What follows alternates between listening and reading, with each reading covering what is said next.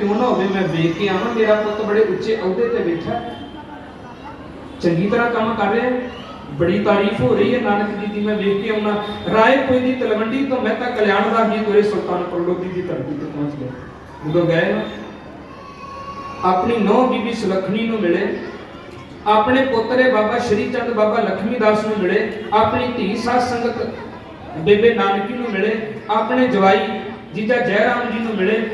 उत्थे नवाब दौलत खान नाल मुलाकात हुई। लोगों को पता लग गया गुरु नानक साहब महाराज के पिता जी आए ने साध संगत जी, बड़ा मान ते सम्मान बख्शिया। संध्या का बेड़ा होया, सारे प्रसादा पानी छकिया, गुरु नानक साहब महाराज सामने बैठे। पिता कल्याणदास जी कहने लगे, कहते नानक जी मैं सुनिया है तुहाडी बड़ी लोग तारीफ करते हैं, इदां दा की कीता? गुरु नानक साहब महाराज कहते मैं मोदी खाने की कार कर रहा तो बड़ी जिम्मेवारी ते बड़ी ईमानदारी दे नाल कर रहा। एक बेनती करा साध संगत